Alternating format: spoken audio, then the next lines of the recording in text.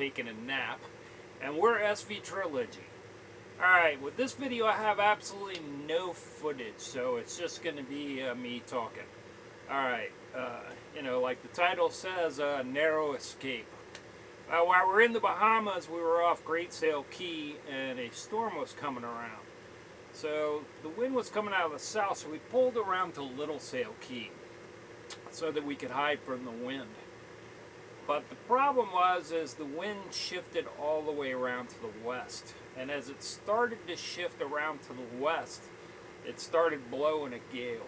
Well, squalls usually last about 45 minutes and it's over. So we sat there for about 45 minutes and decided to stay. Well, the one boat that we were buddy boating with, it was me, Drakkar, and I can't remember the name of the other boat. The other boat went around to go back into WestSail Key, into the harbor, which is what I wish we had done at the moment. And they almost lost their dinghy. Chris from Dakar did lose his dinghy. It probably smashed against the rocks. WestSail is kind of low, but WestSail Key is a small island, but it's got a huge cliff face. So as the wind's starting to spin around, I had about 200 feet of chain out. So, I decided, hey, I better pull in about 50 feet. I'll still be okay. And that way I won't end up on the reef that was starting to come back around on me. We were starting to have a real bad lee shore. So I turned on the motor and started running into the waves, and the waves were coming over the bow a little bit, but it really wasn't overly bad. So I took the snubber off, and I'm rolling up the anchor, and all hell broke loose after that. I had a bucket that I usually have that has a rope on it, and I dip that in the water and I take it and I wash off the anchor chain as I pull it up. Well, I wasn't really worried about washing off the anchor chain, but the bucket and the line on it, the line was about a 50-foot line on it at that time, and I really wasn't paying attention to where that bucket was and whether it was tied off and whether it was going to fly overboard. Well, as soon as I got up there and I started pulling the anchor chain in a bit, the bucket flew off the deck, went into the prop, all 50 feet, and chopped that bucket into about 1 million pieces. Well, of course, the engine stopped. So I ran back to see why the engine stopped. And I noticed the pieces of bucket floating out in the back of the water. And right at that moment, I heard that familiar sound of the anchor chain going over through the windlass. And I got about halfway up the boat and I noticed that my anchor was gone and 275 feet of chain had rolled off into the water. I was really close to the island. The boat turned around and went straight downwind because of it's just the design of the boat. It has a very up to the slope to the front, so it immediately turns and tries to go downwind. The wind was blowing really hard. The waves were coming over the side of the boat. The boat immediately turned downwind, and I was getting maybe about 75 to 100 feet from the shore because it came in kind of an L pattern, and I was here. The wind started blowing, it shifted there, it was blowing a gust. It lasted for 3.5 to 4 days, by the way. It wasn't 45 minutes. The boat turned around and I was going straight back into a cliff face. And I thought to myself at that moment, oh man, is this it? Like I wasn't gonna make it. So when I sailed over to that position, all I had done is put up a storm jib. And thank God this is one of those times when laziness paid off, because I did not put that sail away and it was still sheeted off. I have hanked on sails. Well, that storm jib was still in the stay sail position on the stay and still hanked off. So I immediately turned the boat so that I would go out away from the shoreline. I went up and threw that sail up on the starboard side and just slowly started going out. Well, I came about 50 feet from the, I mean, this all happened in like less than a minute. I came about 50 feet from the coral heads out there, and I heard, as I started to pull away from the island, the boat bumped about 5 times on the bottom, very lightly. It didn't cause any damage, believe me, I looked it over. And off I went, and with the storm jib up. Well, I went more toward the east side. I was being blown toward the east side as I was playing around, trying to get the mainsail up, trying to turn so I could get the mainsail up. I put the third reef in, tied it all down, and then headed back up to the island. Well, by the time I got from where I was to back up to the island, because it was blowing a gale, and I did not want to go east because I had no idea really what was there past Foxtown, and I knew there was no place I could hide from this weather at the moment, and because it's blowing from the west. So I was tacking, going back up to try to get to the island. And by the time I got to the island, it was dark, and it was about 9 o'clock, and as I passed, I turned my spreader lights on because I was kind of maybe a couple of miles away from where we had left, to try to let Chris on the car know that I was okay and that he'd probably see my lights. And it was, by that time, it had, just as I was going by there, it had turned all the way up and started coming from the north. So now I was going this way, and it turned around and started going from the north. So I had a choice. I could go down and try to get to the island, but A, I had no propulsion, and B, I had no anchor out. I was going to have to pull out an anchor. And oh, by the way, in the first hour, now this started at 2 o'clock, it was 9 now. My autopilot has well, I have a tiller. So my autopilot has this little tip. Well, the wood around the tip had rotted, and in the first couple of hours, that tip fell off. So I had no autopilot. I'm in a 35-degree roll. Water's coming up over the side. It's blowing like hell. It's dark. I have no idea where to go. So I decided, okay, well, I know if I get down to West End, down there at the marina, that I can go out to the Memory Rock, go back around and come back down and go to West End. And West End, I knew the wind was blowing right in this way, but the marina entrance is this way. And they have a huge seawall along there that's for customs. So I knew if I could get up there, throw a line on that. No matter what happened, I could get in there. So what happens is I go all the way out, and it's been almost 24 hours now. About 2 o'clock the next day, it's only blowing about 25 to 30. And so I get up to West End, and I finally get the boat in, and I ended up pulling up and then breaking all my speed and then turn around and come back up on a dock into the wind. And luckily a guy was standing there, and the bowsprit just got past the poles, and I threw line to him, and then I threw a bunch of lines out, and people pulled me up, and that's when I found out those guys called well, I had been gone for over 22 hours or so. They had called a bolo out on me, and somebody came up and told me, and the boats that I was buddy boating with, they said as soon as the wind calmed down, it had already been a full day, as soon as the wind had calmed down, they were going to go retrieve my anchor. Thank God for that. All right, so it was pretty bad. So what did I learn?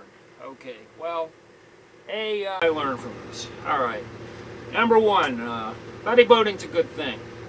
It's always good to have somebody there with you, watch out for you, help you out when you need help. They did retrieve my anchor a few days later, and I put the auxiliary anchor on and fixed everything that broke. And there were a few things that broke during this little episode. So I fixed all those things and caught up with them later. They had retrieved my anchor, and I got it back from them. One thing I learned too is that it was suggested to me that that in order to make it easier to retrieve your anchor, there's that yellow line that you get from like Walmart. It's the polyester. You could get it at a hardware store too. It's the yellow floaty stuff. Well, because that floats, if you're going to be in like 30-40 feet of water, take a piece of that and tie it off really securely onto the end of your anchor chain. Now you're saying, oh, you should have tied a line onto the end of the anchor chain and tied it on the boat. Well, actually there was. There was a shackle on it. There was a line tied off to it. And none of that made a damn bit of difference. Every bit of it flew right off the boat. It broke and flew right off the boat with the rest of the chain. In fact, the shackle wasn't even on the end of the chain when I got it back, and the rope was not inside the boat in the line locker anymore. It had broken off, and it was gone. It went right out with the shackle. So, for those of you who like that idea where you tie your anchor off at the end, obviously that did not work for me. So, what's the purpose of tying the yellow polyester line on there, polyurethane, whatever the hell it is?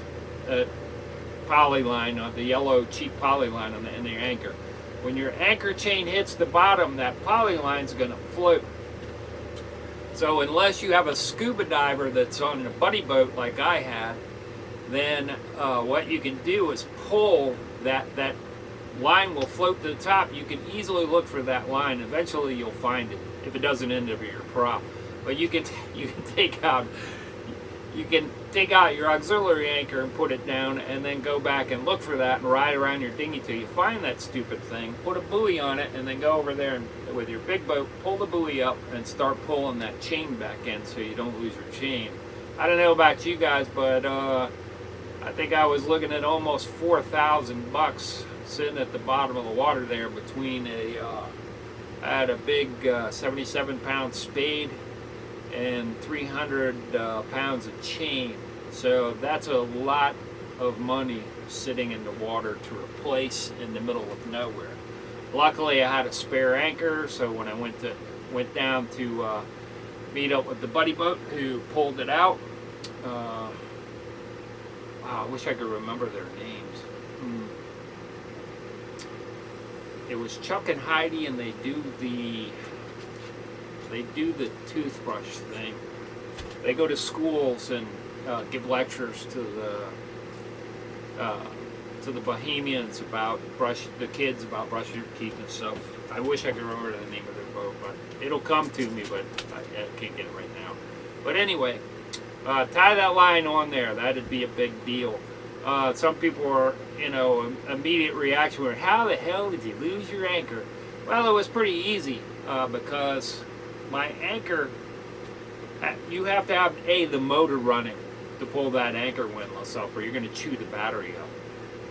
B, once I lost my propulsion and there were waves coming over the bow, that anchor windlass was not going to hold on to that chain anymore. It just happened to be a series of circumstances, and they piled up on each other, and within a minute I was free and easy and moving, and another minute and I was sailing away.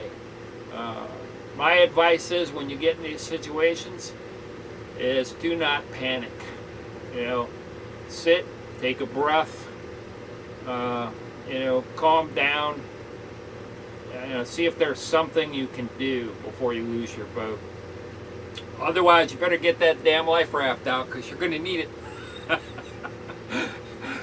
Alright, I think I gotta put a little humor to it. It was a little hairy, I was within minutes of losing everything. It was pretty close. But I kept my head, I did think to myself, oh shit, this is it. And then sat there for a minute and thought about it, and I was like, oh hell no, and went, had a plan and went into action. So these are things you need to think about. It's kind of like reefing when you're out sailing. You don't wait until you have to reef before you discover how to reef. You reef before you get to that point, so that you will know what to do when you get up there. So I can't say in that situation that I would know what to do, but it seemed like I'm in a sailboat, let's just sail the hell away. And that's what I did. And it was 22 hours of pure hell at the helm. And the water was just beating the hell out of me coming right over the side of the boat. And I had the main out enough so that I wasn't really getting any wind, and all I had was really the storm jib was pulling me along. I was using the main to try to keep me up a little bit, and so that I could balance the boat and try to keep control. And wow, it was tough. By the end, I was hallucinating. I mean, I was trying to mentally snap myself back together to keep it together. I was basically standing, at 35 degree. If you've ever sit in 35 degree on a boat, it's rolled over. So try that for 22 hours while you're grabbing onto a huge tiller and the wind is blowing like hell. I was patting my legs to try to keep the muscle apathy from tightening up, and keeping my legs. I was shaking myself legs out and all kinds of stuff to keep myself going. I couldn't get off the helm to get a drink of water. I couldn't get off the helm to go to the bathroom. I couldn't get anything to eat. It was an interesting situation. The next day, however, once the wind went down to about 25, then I was able to tie the tiller off for a little bit and take care of business. But it was rough. What can I say? But I made it. I had friends there that was looking after me. And if I had, like I said, I had that line tied on there and everything, the anchor shouldn't have gone overboard and gone off the boat, but that line didn't last 2 seconds. And we were talking about a big piece of halyard that was on there. It was pretty new, and the shackle was pretty new too. It tore that shackle to pieces and went right through the hawser pipe and off into Wonderland. And like I said, and the odd part is the handle on the bucket was on the end of the chain. How that bucket that got ripped up by the prop, which by the way tore my prop up and ended up costing me $3,000 to get another one. It was a J prop, so that was a little bit expensive too. So it was a bad day had by all, but it turned out okay. I made it back. I made it back to the States. I have a Norvane wind vane on the back. So at the time, during all that stuff, I didn't have the vanes out or anything, and I couldn't go down to get one. That was my other lesson I learned, is always keep a vane on the wind vane, just in case. Just in case, you never know. So now I keep a vane on the wind vane back there, so if I have to, I can plop it in the water and use it immediately and not have to worry about it.